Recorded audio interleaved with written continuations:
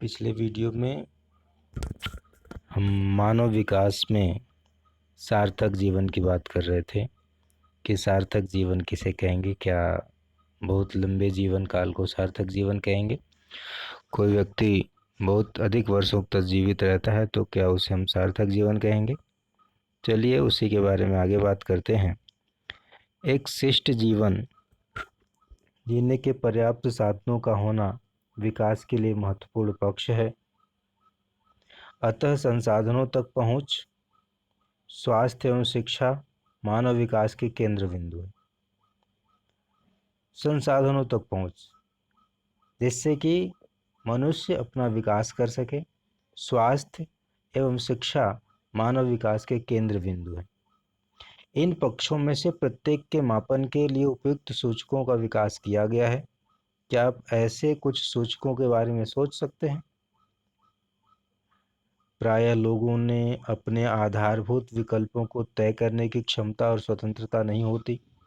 यह ज्ञान प्राप्त करने की अक्षमता उनकी भौतिक निर्धनता, सामाजिक भेदभाव, संस्थाओं की अक्षमता और अन्य कारणों की वजह से हो सकता है।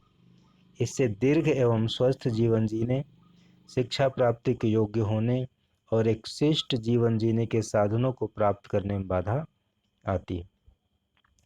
ठीक है, तो प्रायः लोगों में अपने आधारभूत विकल्पों को तय करने की क्षमता और स्वतंत्रता नहीं होती। जब कोई व्यक्ति अपने आधारभूत अर्थात जो वह करना चाहता है उस विकल्प को तय करने की क्षमता और स्वतंत्रता नहीं है, वो क्या करना चाहता है ये कोई दूसरा तय करता है। वो कुछ करना चाहता है तो लोग उसको वो करने से रोकते हैं या तमाम तरह की बाधाएं उसके मार्ग में आती हैं और वो चीज़ें करने के मार्ग में उसकी भौतिक निर्धनता, समाज में जो भेदभाव है, संस्थाओं की अक्षमता, जो संस्थाएं हैं, सामाजिक संस्थाएं हों चाहे सरकारी संस्थाएं हों, और अन्य कारणों की वजह इससे दीर्घ और स्वस्थ जीवन जीने की कामना, शिक्षा प्राप्ति के योग्य होने और एक शिष्ट जीवन जीने के साधनों को प्राप्त करने में बाधा आती है। लोगों के विकल्पों में वृद्धि करने के लिए स्वास्थ्य, शिक्षा और संसाधनों तक पहुंच में उनकी क्षमताओं का निर्माण करना महत्वपूर्ण है। यदि इन क्षेत्रों में लोगों की क्षमता नहीं है तो विकल्प भी सीमित हो जाते हैं। तात्पर्य यह है कि लोगों के विकल्पों में वृद्धि तभी होगी जब वो स्वस्थ होंगे, शिक्षित होंगे और देश के प्रत्येक संसाधनों जिसका उपयोग वो करना चाहें और कर सकते हों, करने के योग्य हों, उन तक पहुंच होगी। तभी जाकर उनके विकल्प बढ़ेंगे, अन्यथा उनके विकल्प सीमित हो जाएंगे और उनको अपने जीवन को सार्थक बनाने में कठिनाई उत्पन्न होगी।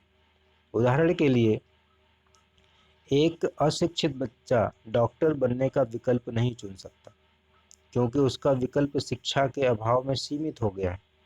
इस प्रकार निर्धन लोग बीमारी के लिए चिकित्सा उपचार नहीं चुन सकते क्योंकि संसाधनों के अभाव में उनका विकल्प सीमित हो जाता है। ठीक है, बात समझ में आई? जैसे एक अशिक्षित बच्चा डॉक्टर बनने का विकल्प नहीं चुन सकता। क्यों नहीं चुन सकता? क्योंकि उसे शिक्षा प्राप्त नहीं हुई है।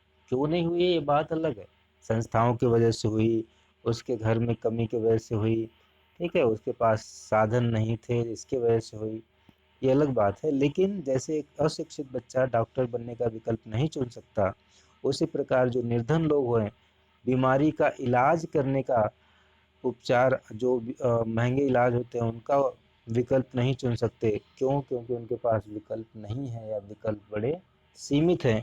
उन सीमित विकल्पों में वो अपने जीवन को सार्थक नहीं बना सकते। इसलिए जीवन को सार्थक बनाने के लिए शिक्षा, स्वास्थ्य और संसाधनों तक पहुंच अत्यंत आवश्यक है। मानव विकास के 4 स्तंभ।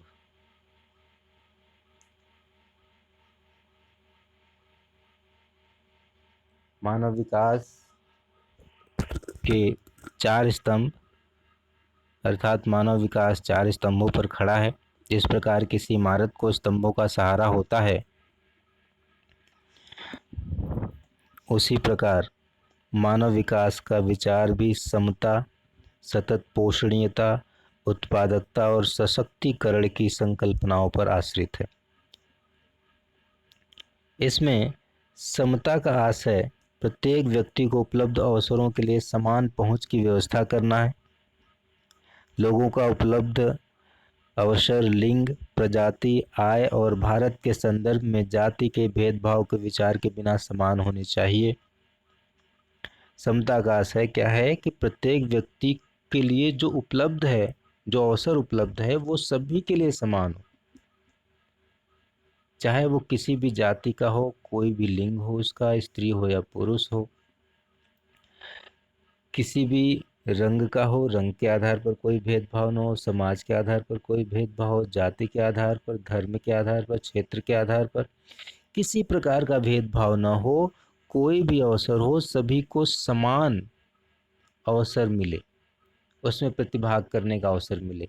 जैसे कोई सरकारी नौकरी है, कोई व्यवसाय है, कोई शिक्षा है, उसको प्राप्त करने के लिए सभी को समान अवसर मिले, जो योग्य हो उसको वो प्राप्त होना चाहिए। यद्यपि ऐसा ज़्यादातर तो नहीं होता, फिर भी ये लगभग प्रत्येक समाज में घटित होता है। उदाहरण के तौर पर किसी भी देश में यह जानना रुचिकर होता है कि विद्यालय से विरत अधिकांश छात्र किस वर्ग से हैं, तब ऐसी घटनाओं के पीछे का कारणों का पता लगाना चाहिए। भारत में स्त्रियां और सामाजिक एवं आर्थिक दृष्टि से पिछड़े हुए वर्गों के व्यक्ति बड़ी संख्या में विद्यालय से विरत होते हैं। इससे पता चलता है कि शिक्षा तक पहुंच न होना किस प्रकार इन वर्गों के विकल्प को सीमित करता है।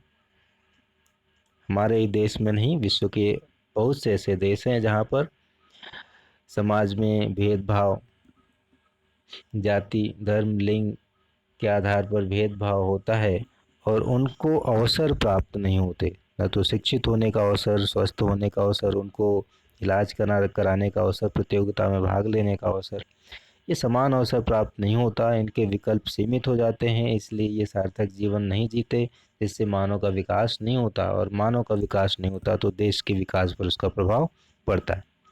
निर्वाहन का अर्थ है अवसरों की उपलब्धता में निरंतरता। सतत पोषणीय मानव विकास के लिए आवश्यक है प्रत्येक पीढ़ी को समान अवसर मिले।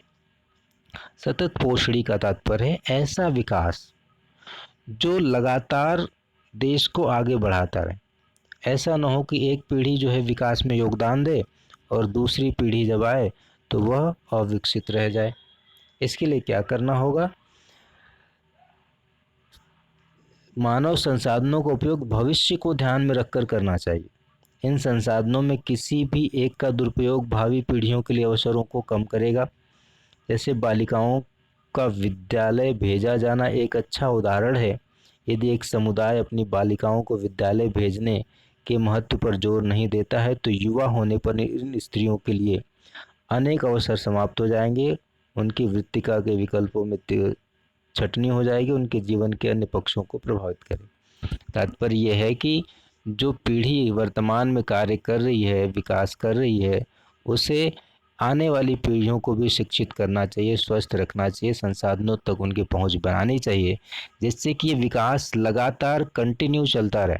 ऐसा न हो कि आज की पीढ़ी तो विकास कर जाए लेकिन आने वाली पीढ़ियां शिक्षा, स्वास्थ्य और संसाधनों तक पहुंच न होने कारण अपना विकास न कर पाएँ, इससे देश के विकास पर प्रतिकूल प्रभाव पड़े।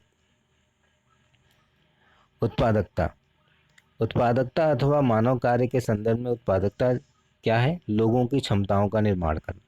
जब लोगों के अंदर क्षमता होगी तो वो अधिक उत्पादकता करें, और क्षमता कहाँ से आएगी? लोग स्वस्थ होंगे, शिक्षित होंगे, प्रशिक्षित होंगे, किसी भी कार्य करने को विशेष उनके पास ट्रेनिंग होगी, तब जाकर के क्षमता में वृद्धि होगी, तो मनुष्य की उत्पादकता में वृद्धि होगी। ठीक है, तो शिक्षा और स्वास्थ्य अत्यंत जरूरी है। स्वस्थ मनुष्य अधिक क्षमता से कार्य करेगा। तो स्वास्थ्य जब तक नहीं होगा तो लोगों को समान रूप से कार्य करने का अवसर प्राप्त नहीं होगा। तो किसी भी देश को ज्ञान को बढ़ाने का प्रयास अथवा उन्हें बेहतर चिकित्सा सुविधा उपलब्ध कराने का प्रयास करना होगा, जिसकी वजह से उनकी कार्य क्षमता बढ़े। सशक्तिकरण, अपने विकल्प चुनने के लिए शक्ति प्राप्त करना। ऐसी शक्ति बढ़ती हुई स्वतंत्रता और क्षमता से आती है। लोगों को सशक्त करने के लिए सुशासन और लोकोन्मुखी, लोकोन्मुखी अर्थात लोगों के लिए, सामान्य जनता के लिए नीतियों की आवश्यकता होती है। सामाजिक एवं आर्थिक दृष्टि से पिछड़े हुए समूहों के सशक्तिकरण का विशेष महत्व रहा है। जैसे हमारे देश में बात करें, जाति के आधार पर कुछ लोग पिछड़े हैं और लिंग के आधार पर स्त्रियों को पीछे रखा गया है, स्त्रियों को भी निर्बल वर्ग में सम्मिलित किया गया है। तो इन सभी को जब सशक्त बनाया जाएगा, ये शक्तिशाली होंगी और समाज में एक साथ काम करेंगे, अवसरों की समानता होगी, तब इनका भी विकास होगा। और इनका विकास होगा तो मानव का विकास, उस देश के मानव का विकास होगा और देश का विकास हो सकेगा। तो आज हमने पढ़ा मानव विकास के 4 स्तंभ, और इन 4 स्तंभों के बारे में आप पढ़िए और इसको समझने का प्रयास करिए। धन्यवाद।